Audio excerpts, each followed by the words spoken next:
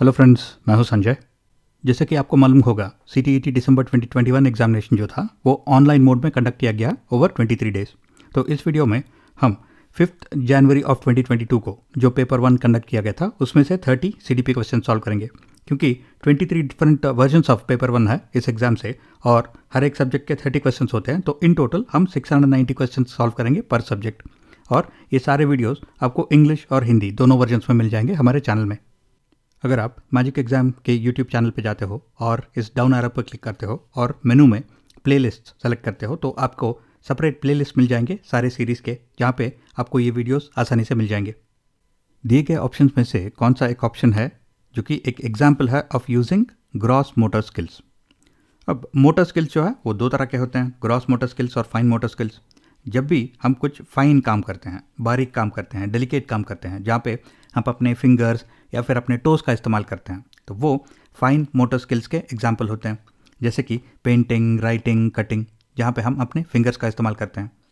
और gross motor skills में हम अपने बॉडी के बड़े मसल्स को यूज़ करते हैं, जैसे कि running, jumping, sliding, throwing, catching, kicking. जब हम सारे ऑप्शंस को देखते हैं तो पहला है बैलेंसिंग ऑन 1 फुट। अगर हम 1 फुट पे बैलेंस कर रहे हैं तो हम अपने लेग्स का एक बड़े मसल का यूज़ कर रहे हैं, तो ये एक ग्रॉस मोटर स्किल्स का एग्जाम्पल है। स्क्वीजिंग ए पी एक मटर होता है। अगर हम मटर को स्क्वीज़ कर रहे हैं तो हम अपने फिंगर्स का इस्तेमाल कर रहे हैं, तो ये एक फाइन मोटर स्किल हो गया। Next, turning pages of a book, यहाँ पे भी हम अपने फिंगर्स का इस्तेमाल करते हैं, तो ये भी एक फाइन मोटर स्किल है। होल्डिंग ए पेंसिल, फिंगर्स का इस्तेमाल करते हैं, फाइन मोटर स्किल। तो सिर्फ ऑप्शन 1 जो है वो एक एग्जाम्पल है of a gross motor skill. Development changes are result of which of the following, यानी डेवलपमेंट किन कारणों से होता है, डेवलपमेंट के क्या रीजंस है, डेवलपमेंट किसका रिजल्ट है। अब डेवलपमेंट नेचर और नर्चर का कॉम्बिनेशन की वजह से होता है, यानी हेरिडिटरी फैक्टर्स और एनवायरमेंटल फैक्टर्स कंबाइन होकर डेवलपमेंट होता है। जैसे कि अगर आपके पेरेंट्स टॉल है तो प्रोबेबिलिटी बहुत ही ज़्यादा है कि आप भी टॉल बन सकते हो। लेकिन सिर्फ आपके पेरेंट्स के टॉल होने की वजह से, यानी कि क्योंकि आपने उनका जीन्स इनहेरिट किया है, उनका जेनेटिक मटेरियल इनहेरिट किया है, इसके वजह से आप टॉल नहीं बन सकते। क्योंकि आपको टॉल बनने के लिए अच्छा खाना भी चाहिए, न्यूट्रिशन चाहिए, एक्सरसाइज चाहिए। तो इसका मतलब है कि डेवलपमेंट के पीछे नेचर का हाथ होता है और नर्चर का भी हाथ होता है, यानी hereditary factors and environmental factors. अब सारे ऑप्शंस को देखते हैं। पहला है unique combination of genetic and environmental circumstances, यानी डेवलपमेंट के पीछे नेचर भी होता है और नर्चर भी होता है, तो ये करेक्ट आंसर है। Next one, only genetic makeup of an individual, यानी सिर्फ नेचर के वजह से डेवलपमेंट होता है, ये गलत आंसर है। ओनली सोशियो कल्चरल फैक्टर्स, ये गलत है। नाइदर हेरिडिटरी नॉर एनवायरमेंटल, यानी नेचर भी नहीं, नर्चर भी नहीं, तो ये कंप्लीटली गलत है। तो सिर्फ ऑप्शन 1 यहाँ पे करेक्ट आंसर है, क्योंकि डेवलपमेंट के पीछे जेनेटिक और एनवायरमेंटल सर्कमस्टेंसेस या फिर रीजंस का एक हाथ होता है। इस क्वेश्चन में हमें पूछा गया है कि जो 2 years to 6 years वाला जो पीरियड होता है उसे क्या बुलाया जाता है, what is it refer to age. अब ये टेबल देखिए और इस टेबल को मेमोराइज कर लीजिए, क्योंकि इस तरह के क्वेश्चंस बहुत ही फ्रीक्वेंटली पूछे जाते हैं और अगर आप ये टेबल को मेमोराइज कर लेंगे तो आपको ऐसे क्वेश्चंस को आंसर करने में बहुत ही आसानी हो जाएगी। इन्फेंसी एंड टॉडलरहुड, यानी बच्चा जब अभी भी चल नहीं सकता, तो ये बर्थ टू 2 years होता है। अर्ली चाइल्डहुड 2 to 6 years होता है। मिडिल चाइल्डहुड 6 to 11 years होता है। एडोलेसेंस 11 to 18 years होता है। और 18 years के बाद में जो है अडल्टहुड होता है। अब अडल्टहुड को भी early adulthood, middle and let adulthood में क्लासीफाई किया गया है। लेकिन आपको from exam point of view ये 4 आपको याद रखने हैं, यानी इन्फेंसी एंड टॉडलरहुड जो है वो बर्थ टू 2 years होता है। Early childhood 2 to 6 years, middle childhood 6 to 11 years and adolescence 11 to 18 years। तो यहाँ पे 2 to 6 years जो है वो अर्ली चाइल्डहुड है, तो ऑप्शन 2 यहाँ पे करेक्ट आंसर है। इस क्वेश्चन में असर्शन ये दिया गया है कि शहर में जब बच्चे खेलते हैं, अक्सर उनका जो खेल है वो रियलिटी टीवी शोज से इन्फ्लुएंस होता है या फिर उनके ऊपर बेस्ड होता है। अब इसका रीज़न ये हो सकता है कि apart from family and peers, यानी फैमिली एंड पीयर्स के अलावा मीडिया एक बहुत ही important agency of socialisation of children है। जब हम CDP सिलेबस वीडियोस में एजेंट्स ऑफ सोशलाइजेशन के बारे में डिस्कस कर रहे थे तो हमने वहाँ पे बात किया था कि family, peer, school, mass media, community, religion, sports और वर्क प्लेस, ये सारे बहुत ही इंपॉर्टेंट एजेंट्स या फिर फैक्टर्स ऑफ सोशलाइजेशन होते हैं। और ख़ास करके मास मीडिया बच्चों को बहुत ही जल्दी इन्फ्लुएंस करता है, क्योंकि जब बच्चे कुछ टीवी शोज़ देखते हैं, मूवीज़ देखते हैं, गेम्स खेलते हैं या फिर सोशल मीडिया फॉलो करते हैं, तो उनसे वो बहुत जल्दी सीख लेते हैं, इन्फ्लुएंस हो जाते हैं। और ख़ास करके शहर के जो बच्चे हैं, राइट, वो इस मास मीडिया से ज़्यादा एक्सपोज होते हैं। अब अगर शहर में बच्चे खेल रहे हैं और उनका जो खेल है वो ऐसे रियलिटी टीवी शोज से इन्फ्लुएंस्ड है, तो ये करेक्ट ही हो सकता है, क्योंकि एक ज़माने में एक टीवी शो हुआ करता था शक्तिमान, और बहुत सारे बच्चे इंजर हो गए क्योंकि वो शक्तिमान को इमिटेट करना चाहते थे, और कुछ बच्चे जो है वो बिल्डिंग से भी कूद गए। और मोर रिसेंटली नेटफ्लिक्स पे एक शो था स्क्विड गेम्स, और सुनने में आया है कि बच्चे जो उस स्क्विड गेम्स शो को देखे थे, वो बच्चे उस शो में जो गेम्स खेले जा रहे थे उनको इमिटेट करने की कोशिश कर रहे थे। तो इस तरह से अक्सर बच्चों का जो खेल है, जो प्ले है, वो टीवी शो से और सोशल मीडिया से इन्फ्लुएंस होता है। और इसका रीज़न ये हो सकता है कि फैमिली एंड पीयर्स के अलावा सोशल मीडिया और मीडिया, मास मीडिया जो है वो भी एक बहुत ही इंपॉर्टेंट एजेंसी ऑफ सोशलाइजेशन होता है। तो इसका मतलब है कि ए और आर, असर्शन और रीज़न, दोनों करेक्ट है, और असर्शन ए का जो करेक्ट रीज़न या फिर एक्सप्लेनेशन है वो आर है। तो ऑप्शन 1 यहाँ पे करेक्ट आंसर है। Which of the following factors are considered important by पियाजे टू फैसिलिटेट लर्निंग, यानी कि पियाजे के थियरी के अनुसार इनमें से कौन से फैक्टर्स जो है वो इंपॉर्टेंट होते हैं लर्निंग के लिए। इस क्वेश्चन को आंसर करने के लिए हम 2 अप्रोच यूज़ कर सकते हैं। जब हम CDP वीडियोस में लर्निंग थियरीज के बारे में डिस्कस कर रहे थे, तो हमने BF स्किनर का क्लासिकल कंडीशनिंग थियरी के बारे में भी डिस्कस किया था, जिसमें वो पॉजिटिव एंड नेगेटिव रीइंफोर्समेंट के बारे में बात करते हैं, यानी रिवॉर्ड्स एंड पनिशमेंट के बारे में। तो अगर हम ये 4 ऑप्शंस को, स्टेटमेंट्स को पढ़ते हैं, तो इसमें से एक स्टेटमेंट जो है वो BF स्किनर के थियरी से एसोसिएटेड है, पियाजे के थियरी से नहीं, क्योंकि पॉजिटिव एंड नेगेटिव रीइंफोर्समेंट की बात हो रही है, पॉजिटिव एंड नेगेटिव रीइंफोर्समेंट। तो ये स्टेटमेंट जो है ये स्किनर के थियरी से कनेक्टेड है, पियाजे के थियरी से नहीं। तो इसका मतलब है कि जो भी आंसर ऑप्शन में स्टेटमेंट 4 है तो वो इनकरेक्ट होगा। तो इसका मतलब है ऑप्शन 1, ऑप्शन 3 और ऑप्शन 4 को हम एलिमिनेट कर सकते हैं, क्योंकि इन सब में 4 इंक्लूडेड है। तो एक ही ऑप्शन बचता है, ऑप्शन 2। तो इसे ही करेक्ट आंसर होना चाहिए। अगर हम पियाजे के कॉग्निटिव डेवलपमेंट थियरी को देखते हैं, तो उसमें वो मोबिलिटी ऑफ द टीचर के बारे में बात करते हैं, यानी कि टीचर को एक एक्टिव पार्टिसिपेंट होना चाहिए क्लासरूम में। टीचर को सिर्फ एक कोने में खड़े होकर लेक्चर नहीं देना है, टीचर को सारे स्टूडेंट्स के साथ इंटरैक्ट करना है, राइट। तो ये इंपॉर्टेंट है। Next, provisioning of diverse materials, यानी सिर्फ टेक्स्ट बुक से काम नहीं चलेगा, हमें ऑडियो मटेरियल, वीडियो मटेरियल और एक्सपीरियंशियल मटेरियल का भी इस्तेमाल करना होता है in the classroom for effective teaching and learning. तो प्रोविजनिंग ऑफ डाइवर्स मटेरियल्स, यानी अलग अलग तरह के टीचिंग एंड लर्निंग मटेरियल्स को यूज़ करना भी एक इंपॉर्टेंट फैक्टर है in cognitive development, teaching and learning. Next, providing moderately novel experiences, यानी कि थियरी के अलावा अगर हम बच्चों को एक्सपीरियंशियल लर्निंग के थ्रू सिखाते हैं तो वो बेहतर सीख सकते हैं। जैसे कि अगर हम क्लास में जू के बारे में पढ़ाते हैं बच्चों को, तो उनको सिर्फ थियरी मालूम पड़ता है, लेकिन अगर हम उन्हें जू ले जाते हैं तो वो एक्चुअली जू को एक्सपीरियंस कर सकते हैं और उनको बेहतर समझ में आता है कि जू आखिर होता क्या है। तो इसका मतलब है प्रोवाइडिंग मॉडरेटली नॉवल एक्सपीरियंसेस भी एक इंपॉर्टेंट फैक्टर है एज पर पियाजे। तो 1, 2 और 3 ये तीनों जो है ये पियाजे के थियरी के अनुसार इंपॉर्टेंट है for facilitating learning. In which stage do children have an animistic view of the larger world and believe that trees and plants as well as moving clouds and rolling stones have motives and intentions। तो इस question में हमें ये पूछा जा रहा है कि किस उम्र में बच्चे जो है वो एक एनिमिस्टिक व्यू रखते हैं दुनिया के बारे में। अब ये एनिमिस्टिक व्यू क्या होता है? एक उम्र में बच्चों को ऐसा लगता है कि चीज़ों में जान है, जैसे कि उनको लगता है कि उनके टॉयज़ जो है वो एक्चुअली ज़िंदा है, और उनको लगता है कि उनके टॉयज़ को भूख लगता है, रात को उनको डर लगता है, उनको ठंड लगता है, और अगर वो कुछ खेल रहे हैं और दीवार से लग के या फिर एक दरवाजे से लग के उनको कुछ चोट लग जाता है, तो वो चाहते हैं कि उस दीवार को या फिर उस दरवाजे को पनिश किया जाए, क्योंकि उस दरवाजे ने या फिर दीवार ने इंटेंशनली उस बच्चे को हर्ट किया हुआ है। तो इस तरह से एक उम्र में बच्चे ऐसा सोचते हैं कि चीज़ों में जान है और चीज़ों के पास मोटिव्स होते हैं, कुछ इंटेंशंस होते हैं। तो ये होता है एनिमिस्टिक व्यू। अब किस उम्र में बच्चों का एक एनिमिस्टिक व्यू होता है दुनिया के बारे में, तो इसे आंसर करने के लिए एक सिंपल टेक्निक यूज़ कर सकते हैं।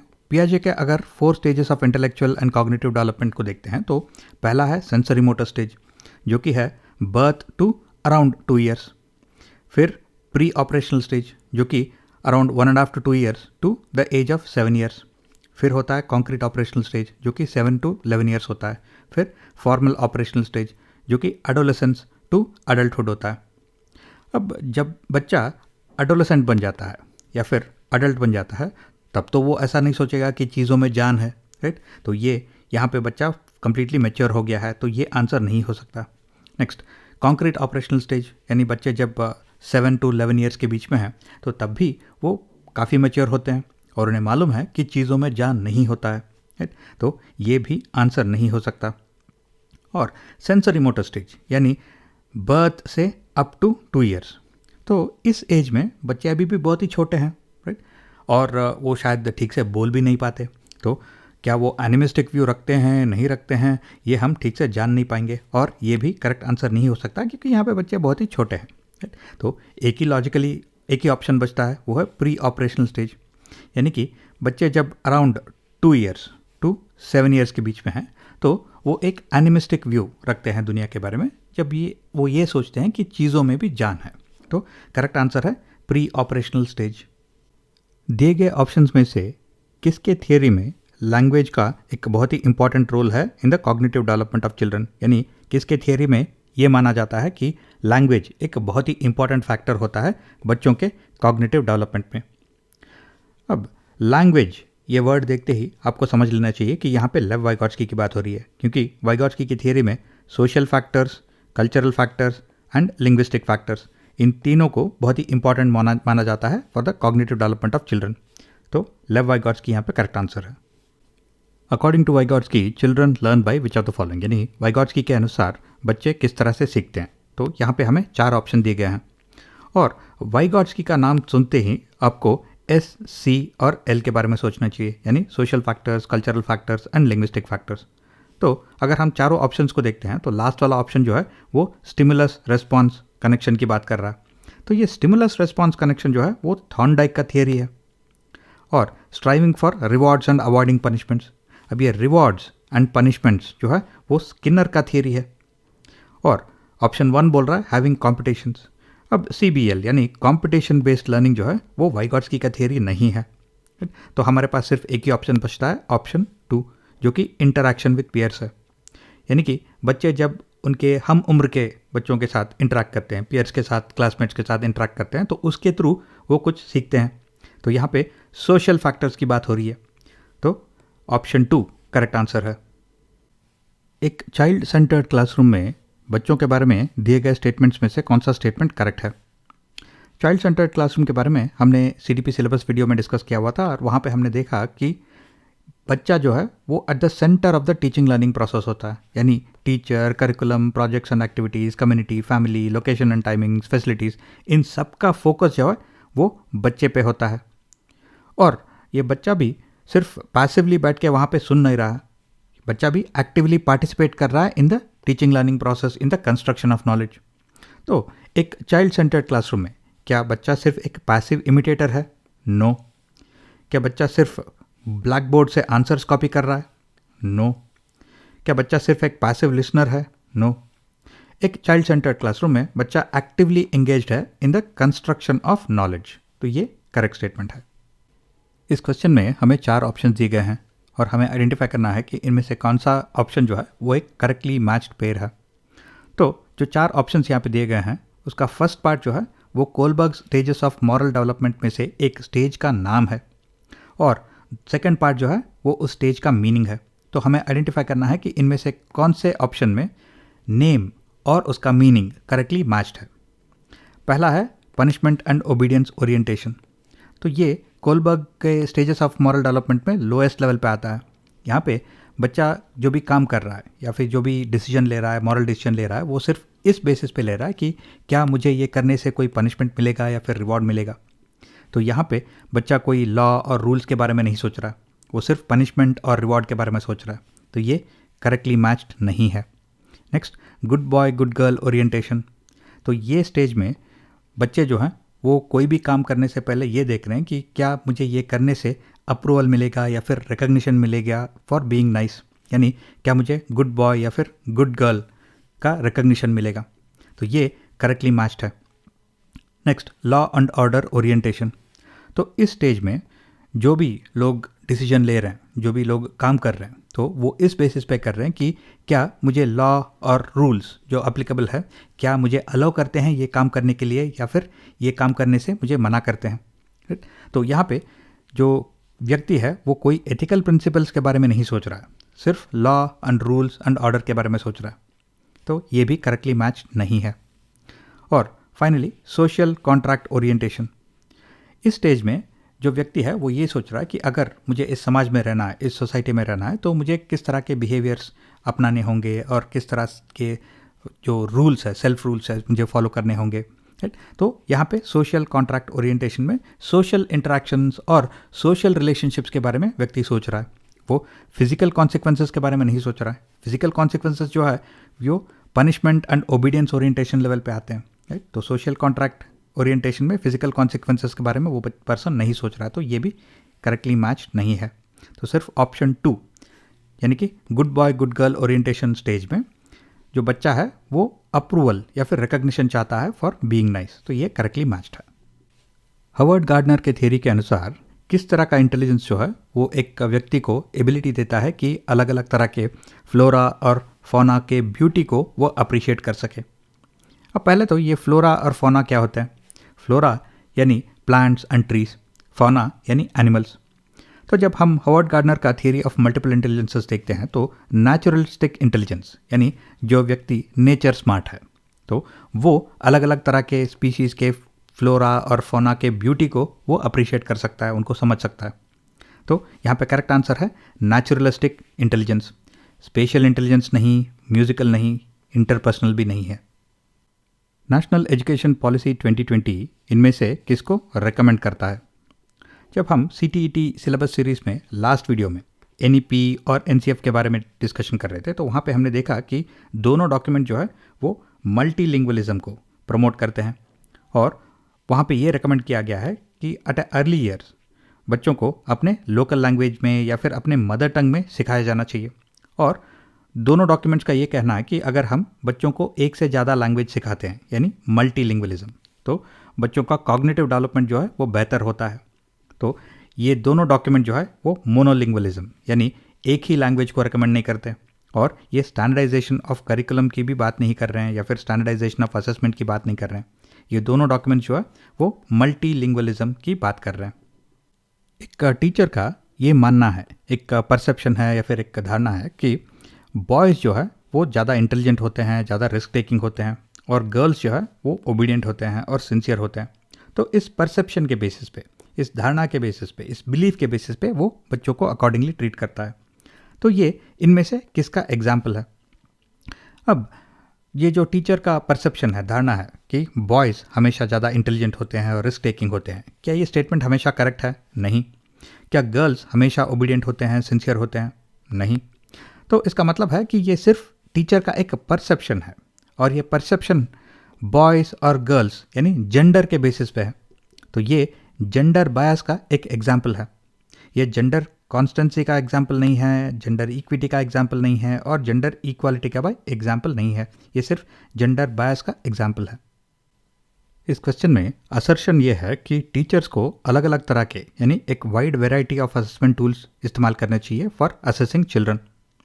और इसका रीज़न ये दिया गया है कि कोई भी सिंगल असेसमेंट टूल जो है वो सारा इन्फॉर्मेशन नहीं देता about child's progress in learning in different areas of development. तो हमें आइडेंटिफाई करना है कि इनमें से कौन सा ऑप्शन करेक्ट है। अब अगर हम एक बच्चे के डेवलपमेंट के बारे में बात कर रहे हैं तो हम लैंग्वेज डेवलपमेंट के बारे में, कॉग्निशन के बारे में, gross motor skills, fine motor skills, social and emotional development और स्पिरिचुअल एंड मॉरल डेवलपमेंट की भी बात कर सकते हैं। यानी डेवलपमेंट के अलग अलग पहलू होते हैं। तो कोई भी एक अगर हम असेसमेंट टूल या फिर टेक्निक यूज़ कर सकते हैं तो इन सारे डिफरेंट एरियाज ऑफ डेवलपमेंट को हम असेस नहीं कर सकते। तो इसका मतलब है कि हमें अलग अलग तरह के assessment tools and techniques use करने होंगे। तो असर्शन ए यानी टीचर्स को एक वाइड वेराइटी यानी अलग अलग तरह के असेसमेंट टूल्स को यूज़ करना होता है टू असेस चिल्ड्रन, ये करेक्ट है। और इसका रीज़न भी करेक्ट है कि कोई भी सिंगल असेसमेंट टूल जो है वो इन सारे डेवलपमेंटल एरियाज़ के बारे में इंफॉर्मेशन नहीं देता, तो रीज़न करेक्ट है। और ये रीज़न जो है ये असर्शन का एक्सप्लेनेशन भी है। तो ऑप्शन 1 जो कहता है कि both A and R true and R is the correct explanation of A, ये करेक्ट आंसर है। Which of the following situation does not illustrate assessment for learning, यानी कि जो ऑप्शन हमें दिए गए हैं इनमें से कौन सा एक एग्जाम्पल नहीं है ऑफ असेसमेंट फॉर लर्निंग। जैसे कि हमने प्रीवियसली भी डिस्कस किया हुआ है, असेसमेंट 3 तरह के होते हैं, assessment as learning, for learning and of learning.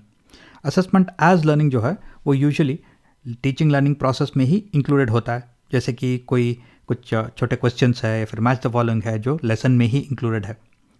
और असेसमेंट फॉर लर्निंग जो है वो इस तरह के असेसमेंट होते हैं जिसके थ्रू बच्चे कुछ सीख रहे हैं, राइट। जैसे कि कोई प्रोजेक्ट हो सकता है, असाइनमेंट हो सकता है, राइट, जिसे करने से बच्चे कुछ सीखते हैं। और असेसमेंट ऑफ लर्निंग एक तरह का पोस्टमार्टम एक्सरसाइज होता है। इससे सिर्फ हमें ये पता चलता है कि बच्चों ने क्या सीखा है एक टाइम पीरियड में। Mid term exams, final exams, ये असेसमेंट ऑफ लर्निंग होते हैं। और असेसमेंट ऑफ लर्निंग में बच्चों को रैंक दिया जाता है ताकि बच्चों को एक दूसरे से कंपेयर किया जाए। तो जब हम सारे ऑप्शंस को देखते हैं तो तीसरा ऑप्शन ये बोल रहा है कि constant comparisons are made between the students to enhance performance. तो कांस्टेंट कंपैरिजन करना है बिटवीन द स्टूडेंट्स, तो बच्चों को रैंक देना होगा। तो इसका मतलब है कि ऑप्शन 3 जो है ये असेसमेंट ऑफ लर्निंग का एग्जाम्पल है, असेसमेंट फॉर लर्निंग का नहीं। तो आंसर यही है। अब बाकी ऑप्शंस को भी देख लेते हैं। पहला है students actively think about where they are going and how to get there. ये एक तरह का टास्क या फिर कोई प्रोजेक्ट जैसा दिख रहा है कि बच्चों को सोचना पड़ रहा है कि वो कहाँ पे है, क्या कर रहे हैं, किस तरह से कहाँ जाना है, किस तरह से जाएंगे, राइट। तो ये असेसमेंट फॉर लर्निंग है क्योंकि ये एक्टिविटी करने से बच्चों को सोचने पे मजबूर किया जा रहा है, राइट, और बच्चे इसके थ्रू भी कुछ सीख रहे हैं। तो ये असेसमेंट फॉर लर्निंग है। Next, teachers give constructive qualitative feedback to facilitate learning. अब कोई भी असेसमेंट में अगर teachers constructive feedback, qualitative feedback दे रहे हैं तो इस असेसमेंट के थ्रू भी बच्चे कुछ सीख रहे हैं। तो ये भी असेसमेंट फॉर लर्निंग का एक एग्जाम्पल है। और several methods of formative assessment such as peer and self assessment are used। अब फॉर्मेटिव असेसमेंट की बात हो रही है जहाँ पे बच्चे नॉलेज को फॉर्म कर रहे हैं, और यहाँ पे पीयर असेसमेंट और सेल्फ असेसमेंट जैसे टेक्निक्स की भी बात हो रही है। तो ये भी असेसमेंट फॉर लर्निंग का एक एग्जाम्पल है। तो सिर्फ ऑप्शन 3 जो है ये असेसमेंट ऑफ लर्निंग का एग्जाम्पल है, असेसमेंट फॉर लर्निंग का नहीं। इंक्लूसिव एजुकेशन के लिए किसकी ज़रूरत होती है? Inclusive education requires which of the following. अब ये इंक्लूसिव एजुकेशन क्या है? अब अगर एक ही क्लासरूम में अगर हम अलग अलग बैकग्राउंड के बच्चों को सिखा रहे हैं, अलग अलग एबिलिटी के बच्चों को सिखा रहे हैं, जैसे कि बच्चे अलग अलग फाइनेंशियल बैकग्राउंड से, सोशल बैकग्राउंड से, कल्चरल बैकग्राउंड से आ सकते हैं, या फिर बच्चों के एबिलिटीज़ में डिफरेंस हो सकता है, जैसे कि कुछ बच्चे फुल्ली एबल्ड है, कुछ बच्चों के कुछ लर्निंग डिफिकल्टीज है, कुछ बच्चे जो है वो फिजिकली डिसेबल्ड है। तो अगर हम इन अलग अलग तरह के बच्चों को, अलग अलग एबिलिटीज़ और अलग अलग बैकग्राउंड के बच्चों को एक ही क्लासरूम में सिखा रहे हैं तो उसे हम इंक्लूसिव एजुकेशन बुला सकते हैं। और इस टॉपिक को हमने already CTET syllabus series videos में कवर किया हुआ है, और वहाँ पे हमने ये भी डिस्कस किया कि इंक्लूसिव एजुकेशन के लिए हमें कई सारे फैक्टर्स पे ध्यान देना होता है। यानी कि पहले हमें टीचर्स को एजुकेट करना है, नेक्स्ट पीयर्स को एजुकेट करना है ताकि उन्हें पता चले कि एक दूसरे से किस तरह से वो इंटरेक्ट कर सकते हैं। फिर हमें फिजिकल एक्सेस प्रोवाइड करना है ताकि सारे बच्चों को स्कूल के और क्लासरूम के सारे फैसिलिटीज़ एक्सेसिबल हो। फिर करिकुलम भी फ्लेक्सिबल होना चाहिए, यानी करिकुलर एक्सेस, ताकि करिकुलम सारे बच्चों के रिक्वायरमेंट को मीट कर पाए। फिर हमें जहाँ भी हो सके वहाँ पे इंडिविजुअल फोकस, इंडिविजुअल अटेंशन देना है, और हमें जहाँ ज़रूरत पड़ती है एक्सटर्नल रिसोर्सेज को भी इस्तेमाल करना है। तो इस तरह से हम इन सारे फैक्टर्स पे अगर ध्यान देते हैं तो तभी इंक्लूसिव एजुकेशन जो है वो अचीव कर पाते हैं। जब हम सारे ऑप्शंस को देखते हैं तो पहला बोल रहा है फ्लेक्सिबल पेडागॉजीज। अब फ्लेक्सिबल पेडागॉजीज यानी flexible learning and teaching process.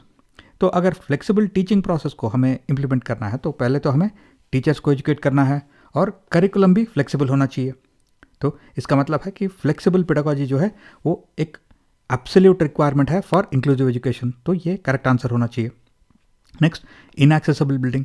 अगर हम कुछ बच्चों को फिजिकल एक्सेस ही प्रोवाइड नहीं कर पा रहे वो अगर स्कूल के या फिर क्लासरूम के सारे फैसिलिटीज़ को यूज़ नहीं कर पाते तो वो इंक्लूसिव एजुकेशन नहीं हो सकता, तो ये आंसर नहीं हो सकता। Next, rigid mindsets. Rigid mindset यानी अगर टीचर या फिर जो भी इस टीचिंग प्रोसेस में इन्वॉल्व है वो ये सोच के चलते हैं कि हम कुछ नहीं चेंज करेंगे, सारे बच्चों को यही सिलेबस पढ़ना है, ऐसे ही पढ़ना है, इसी तरीके से पढ़ना है और हम इसी तरीके से सिखाएंगे, तो वो एक रिजिड माइंडसेट हो जाता है। तो रिजिड माइंडसेट हो गया तो उससे तो इंक्लूसिव एजुकेशन नहीं हो सकता, क्योंकि फ्लेक्सिबिलिटी होना चाहिए, इंडिविजुअल अटेंशन देना होगा जहाँ पे भी ज़रूरत पड़े, राइट। तो रिजिड माइंडसेट आंसर नहीं हो सकता। Next, standardize curriculum. अगर हम एक ही तरह का करिकुलम हम फॉलो करते हैं जो कि मेजॉरिटी स्टूडेंट्स के लिए डिज़ाइंड है, तो इसका मतलब है कि कुछ बच्चों को जो है ये करिकुलम सूट नहीं करता, उनको वो सीख नहीं पाएंगे। तो करिकुलम जो है वो फ्लेक्सिबल होना चाहिए ताकि सारे बच्चों को हम सिखा पाए।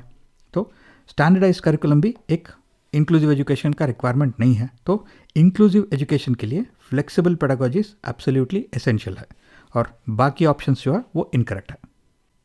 इस क्वेश्चन में 4 टाइप्स ऑफ डिसेबिलिटीज़ को मेंशन किया गया है और पूछा गया है कि इनमें से कौन सा डिसेबिलिटी जो है वो एक चैलेंज पैदा करता है, मुश्किल पैदा करता है इन सोशल कम्युनिकेशन। ये बहुत ही सिंपल क्वेश्चन है।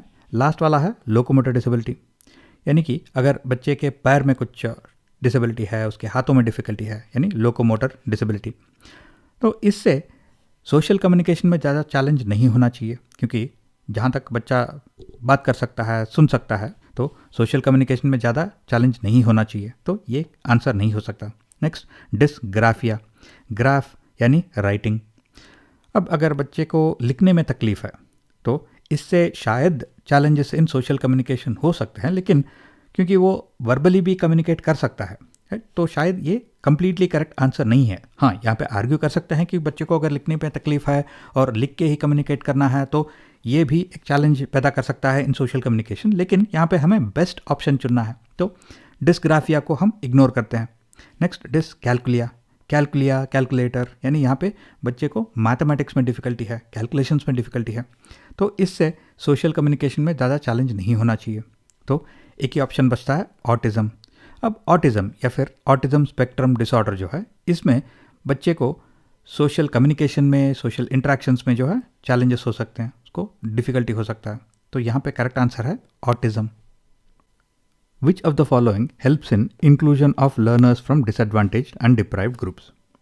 अब पहले तो ये disadvantaged and deprived groups क्या होते हैं, तो इसके बारे में हमने CTET CDP सिलेबस में ऑलरेडी डिस्कस किया हुआ है कि जो बच्चे सोशली बैकवर्ड कम्युनिटीज से या फिर एजुकेशनली बैकवर्ड कम्युनिटीज से या फिर इकोनॉमिकली वीकर सेक्शन से आते हैं, तो उन्हें हम डिसएडवांटेज्ड एंड डिप्राइव्ड बुला सकते हैं, क्योंकि उनको वो सारे फैसिलिटीज़ नहीं मिलते, उनको सारे वो एडवांटेजेस नहीं मिलते जो नॉर्मल बच्चे को मिलते हैं।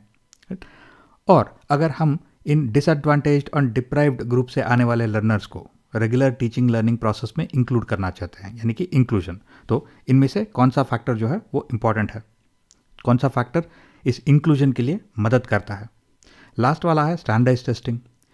अगर हम स्टैंडर्ड टेस्टिंग या फिर स्टैंडर्ड असेसमेंट मेथोडोलॉजीज यूज़ करते हैं, तो इसका मतलब है कि कुछ बच्चे जो इकोनॉमिकली वीकर सेक्शन से या फिर डिप्राइव्ड सेक्शन से आते हैं, तो शायद ये असेसमेंट टेक्निक्स जो है वहाँ पे उनको प्रॉपरली असेस नहीं कर पाते, तो टेस्टिंग जो है वो फ्लेक्सिबल होना चाहिए। और स्टैंडर्डाइज्ड असेसमेंट या फिर स्टैंडर्डाइज्ड टेस्टिंग जो है वो इंक्लूजन में मदद नहीं करता। Next, pedagogy centre towards the dominant group, यानी जो मेजॉरिटी ग्रुप है क्लासरूम में, अगर पेडागॉजी जो टीचिंग प्रोसेस है वो उनके लिए डिज़ाइंड है, तो इसका मतलब है कि जो बच्चे डिसएडवांटेज्ड और डिप्राइव्ड ग्रुप से आते हैं, यानी जो क्लासरूम में मेजॉरिटी नहीं है, तो हो सकता है कि उन्हें ज़्यादा सीखने को नहीं मिलेगा इन द क्लासरूम, क्योंकि पेडागॉजी यानी टीचिंग प्रोसेस जो है वो मेजॉरिटी ग्रुप के लिए या फिर जो ज़्यादातर बच्चे जो नॉर्मल बैकग्राउंड से आते हैं, तो उनके लिए ये डिज़ाइन किया गया है। तो इसका मतलब है कि पेडागॉजी जो है वो फ्लेक्सिबल होना चाहिए और सारे लर्नर्स के रिक्वायरमेंट्स को कंसिडर करना चाहिए, और जहाँ तक हो सके इंडिविजुअल फोकस और इंडिविजुअल अटेंशन मिलना चाहिए सारे बच्चों को। Next, decontextualised curriculum. अगर मैं इंडिया में सिखा रहा हूँ क्लासरूम में, तो मैं जो भी एग्जाम्पल्स यूज़ करता हूँ, जो भी करिकुलम मैं पढ़ा रहा हूँ, वो इंडिया के कॉन्टेक्स्ट में होना चाहिए। अगर मैं अमेरिका में सिखा रहा हूँ तो जो भी करिकुलम है, जो भी एग्जाम्पल्स है, वो अमेरिकन कॉन्टेक्स्ट में होना चाहिए। तो इसी तरह से अगर मैं एक क्लासरूम में अगर ऐसे मिक्स्ड ग्रुप ऑफ चिल्ड्रन को सिखा रहा हूँ तो इसका मतलब है कि करिकुलम, उसका एग्जाम्पल्स, एक्टिविटीज़ सब जो है वो कॉन्टेक्चुअल होना चाहिए। यानी कि सारे बच्चों को वो सारा जो करिकुलम है, जो सारे एक्टिविटीज़ है, एग्जाम्पल्स है, वो उनके रियल लाइफ से कनेक्टेड होना चाहिए। उसका मतलब है कॉन्टेक्चुअल। तो अगर कॉन्टेक्चुअल नहीं है तो बच्चे उससे रिलेट नहीं कर पाएंगे। अगर मैं गांव में कुछ सिखा रहा हूँ और बच्चों को कुछ शहर के एग्जाम्पल्स देता हूँ जिनको शायद बच्चों ने देखा ही नहीं है, तो वो एग्जाम्पल उनके लिए कॉन्टेक्चुअल नहीं है, रिलेवेंट नहीं है। तो एग्जाम्पल्स, करिकुलम सब कॉन्टेक्चुअल होने चाहिए। तो ये डी कॉन्टेक्चुअलाइज करिकुलम ये डेफिनेटली इंक्लूजन में मदद नहीं करता। तो एक ही ऑप्शन बचता है, कंसिडरेशन फॉर डाइवर्सिटी। यानी अगर आपके क्लास में लर्नर्स है from different backgrounds, different abilities, तो इसका मतलब है आपके क्लास में डाइवर्सिटी है। अगर इस डाइवर्सिटी को आप कंसिडरेशन देते हो और आप एफर्ट डालते हो to include all the children in the teaching learning process with appropriate facilities, तो इसका मतलब है consideration for diversity, consideration of diversity जो है वो इंक्लूजन में मदद करता है। तो ये करेक्ट आंसर है।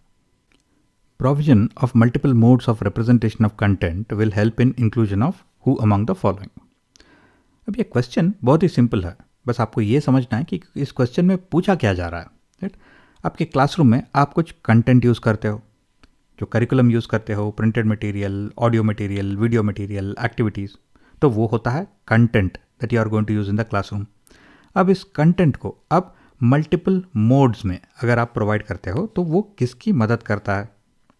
अगर आपके क्लास में कुछ ऑडियो मटेरियल आप यूज़ कर रहे हो, राइट, जैसे कि कोई रिकॉर्डिंग्स, अब जो हियरिंग इम्पेयर्ड बच्चे हैं, हियरिंग इम्पेयर्ड लर्नर्स हैं आपके क्लासरूम में, तो वो उस ऑडियो को सुन नहीं पाएंगे। तो इसका मतलब है कि जो ऑडियो मटेरियल है उसे एक प्रिंटेड फॉर्मेट में या फिर एक वीडियो फॉर्मेट में भी उसे कन्वर्ट करना होगा ताकि हियरिंग इम्पेयर्ड बच्चे भी उसको समझ पाए, उसको अंडरस्टैंड कर पाए।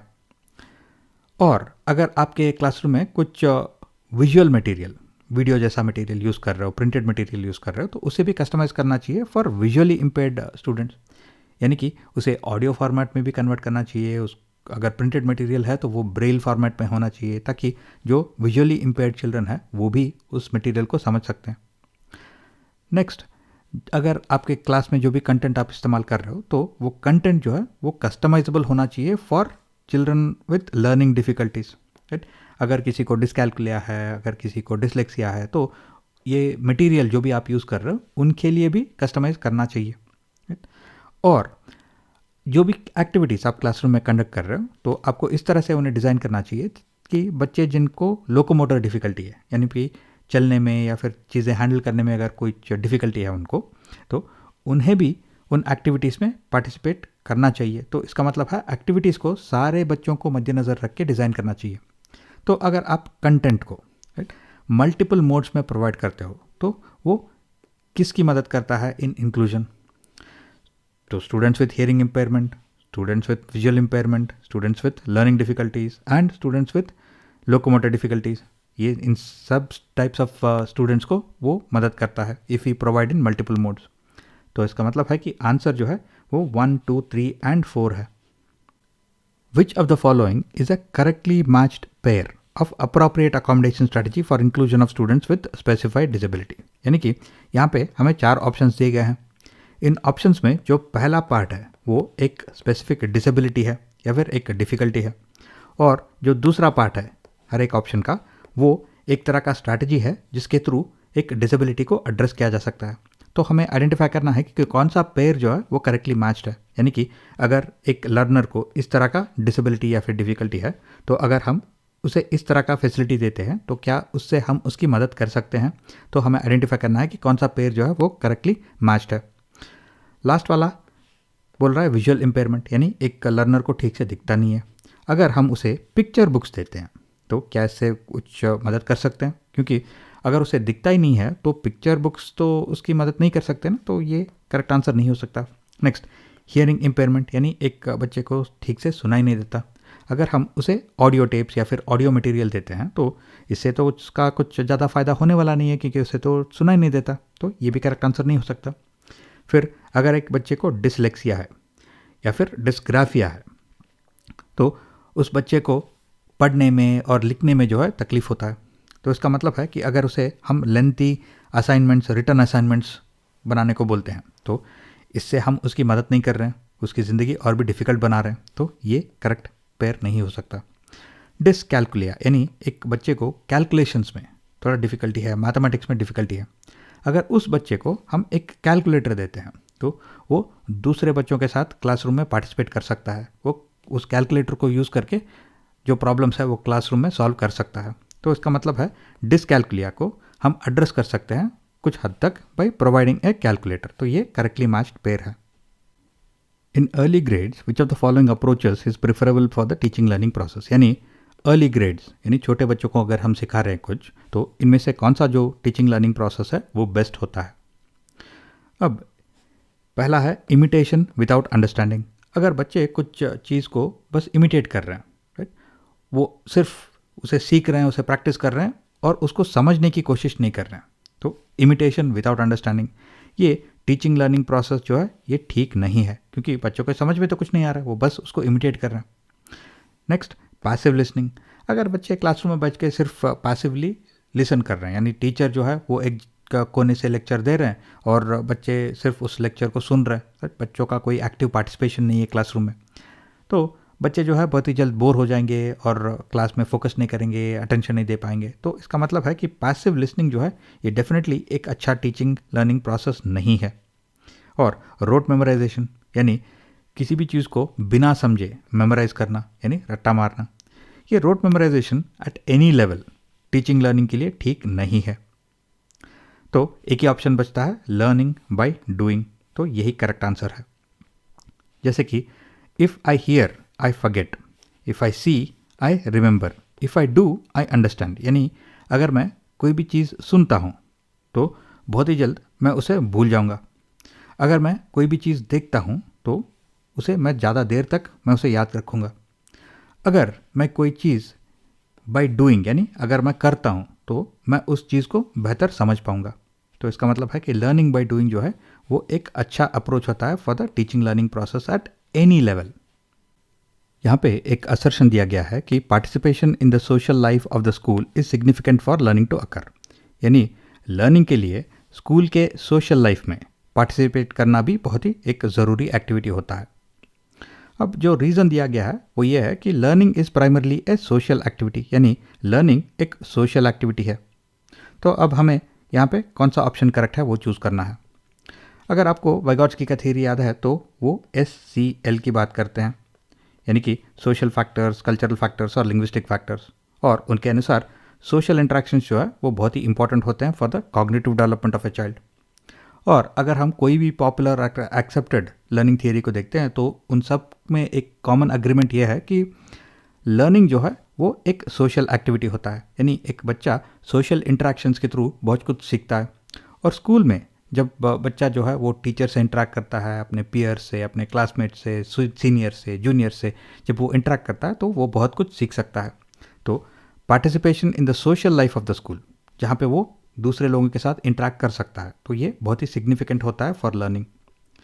और यहाँ पे हम सिर्फ एकेडमिक लर्निंग की बात नहीं कर रहे हैं, क्योंकि जब बच्चा सोशली इंटरेक्ट करता है दूसरे लोगों से तो उसका इमोशनल डेवलपमेंट होता है, उसका सोशल स्किल्स डेवलप होते हैं। तो असर्शन ए जो है ये करेक्ट है। और रीज़न आर यानी learning is primarily A social activity, ये करेक्टली एक्सप्लेन करता है असर्शन ए को। तो ऑप्शन 1 जहाँ पे both A and R are true and R is the correct explanation for A, तो ये यहाँ पे करेक्ट आंसर है। Teachers can make classroom activities meaningful by doing which of the following, यानी अगर एक टीचर को क्लासरूम एक्टिविटीज़ को ज़्यादा मीनिंगफुल बनाना है तो इनमें से कौन सा ऑप्शन करेक्ट है। अब ये मीनिंगफुल का मतलब क्या है, हमने CDP सिलेबस वीडियोस में कॉन्टेक्चुअल लर्निंग के बारे में डिस्कस किया हुआ है और वहाँ पे हमने देखा कि कॉन्टेक्चुअल, मीनिंगफुल, ऑथेंटिक, ये सारे सिमिलर कॉन्सेप्ट्स होते हैं। यानी कि अगर हम क्लासरूम में कोई भी एक्टिविटी कराना चाहते हैं तो वो बच्चों के रियल लाइफ से जुड़ा होना चाहिए, यानी कि बच्चों को उस एक्टिविटी करने के बाद लगना चाहिए कि हाँ ये हम अपने रियल लाइफ में यूज़ कर सकते हैं।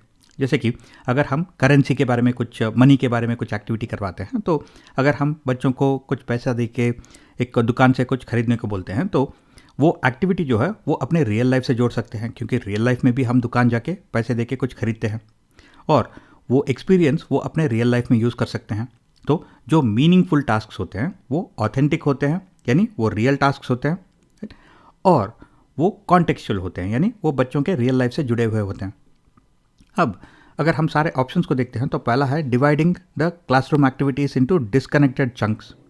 अब अगर एक एक्टिविटी है और इसे मैं पीसेस में डिवाइड करता हूँ, चंक्स में, और मैं बच्चों को बोलता हूँ कि आप पार्ट 1 करो, फिर पार्ट 4 करो, फिर पार्ट 2 करो, तो यहाँ पे हम डिस्कनेक्टेड वे में इस एक्टिविटी को करा रहे हैं। यानी कि बच्चों को 1 2 3 4 ऐसा करना चाहिए था, तब उनके समझ में आता है ये एक्टिविटी, लेकिन हम यहाँ पे 1 करवा रहे हैं, फिर 4, फिर 2, फिर 3, तो यहाँ पे बच्चे कंफ्यूज हो जाएंगे। तो डिस्कनेक्टेड चंक्स, यानी एक और दूसरे चंक के बीच में प्रॉपर कनेक्शन नहीं है, तो ये लीड करेगा कन्फ्यूजन को, तो ये मीनिंगफुल नहीं हो सकता।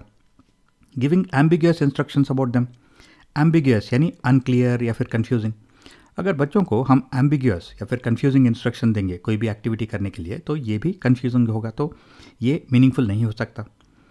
Presenting them in a decontextualise manner, यानी कि अगर ऐसा एक्टिविटी हम दे रहे हैं जो बच्चों के रियल लाइफ से कनेक्टेड नहीं है, कॉन्टेक्चुअल नहीं है, तो ये मीनिंगफुल नहीं हो सकता।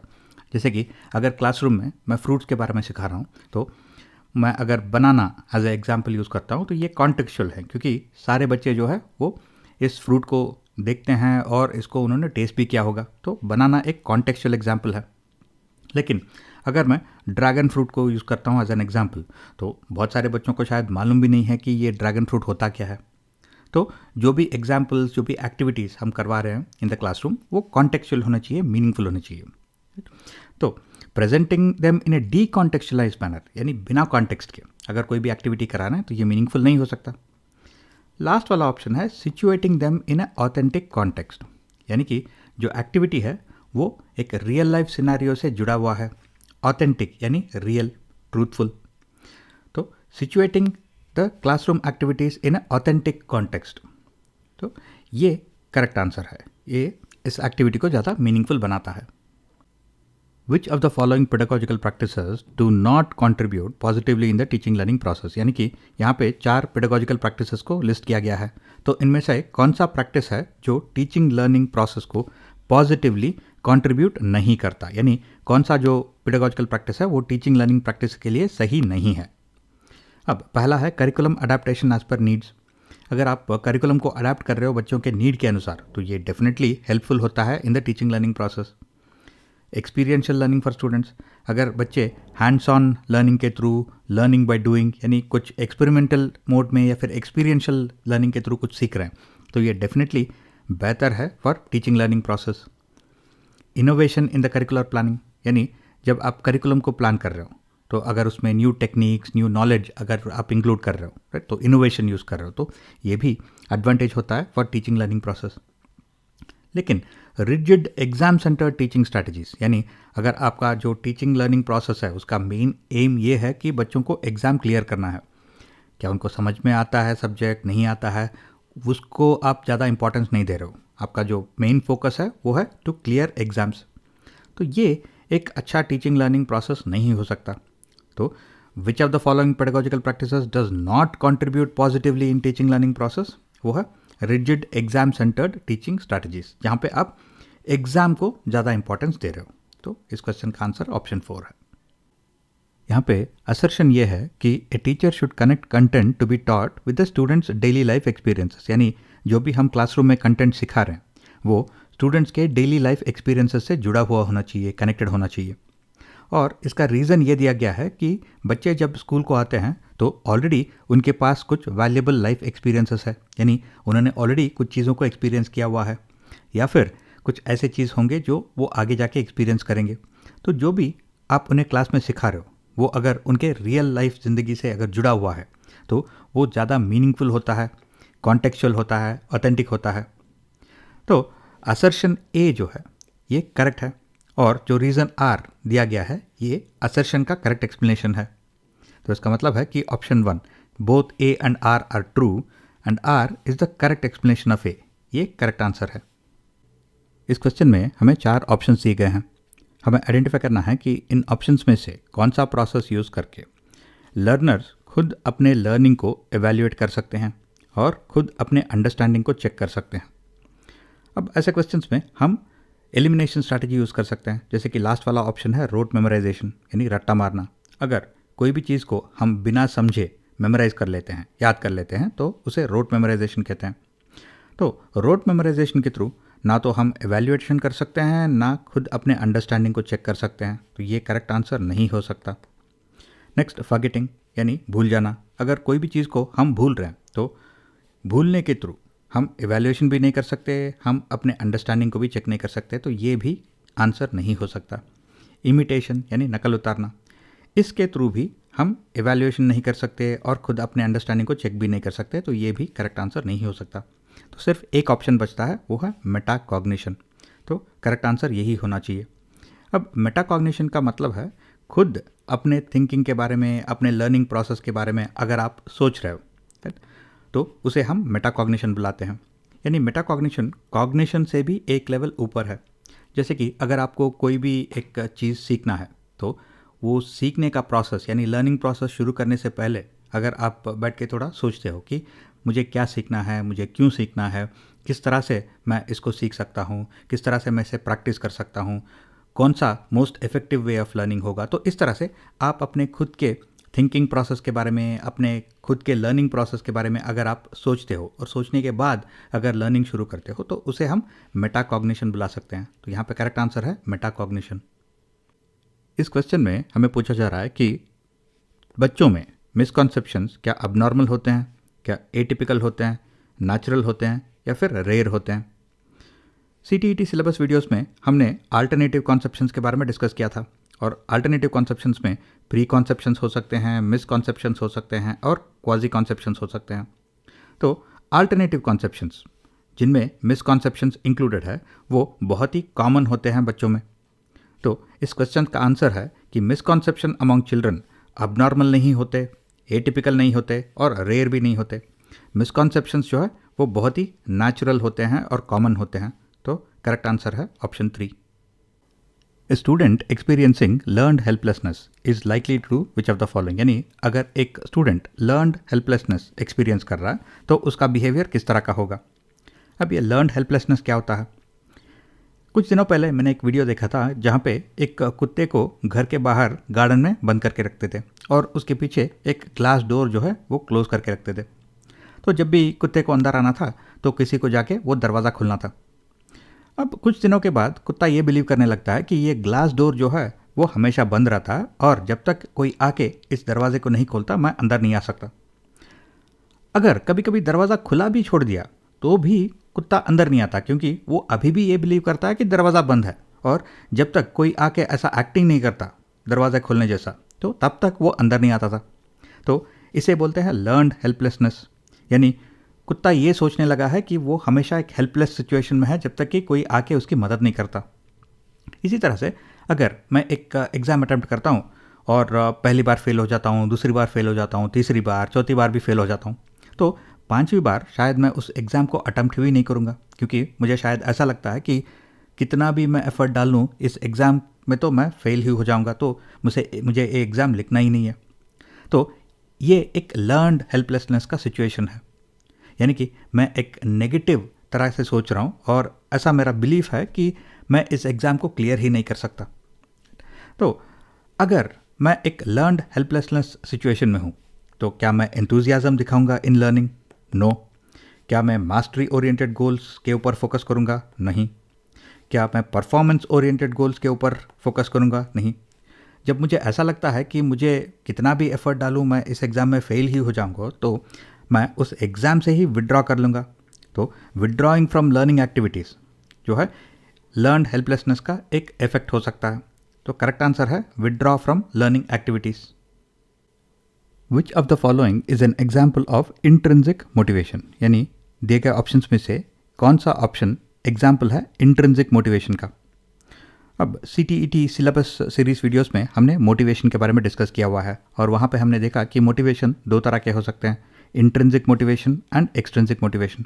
इंट्रिंसिक यानी इंटरनल मोटिवेशन। अगर ये मोटिवेशन हमारे इंटरनल रीजंस की वजह से है, यानी कि हमारे खुद के बेसिक नीड्स, हमारा खुद का इंटरेस्ट, बिलीफ, प्लेजर, इंस्टिंक्ट या हमारे खुद के क्यूरियोसिटी की वजह से हमें मोटिवेशन मिल रहा है, तो ये होता है इंट्रिंसिक मोटिवेशन।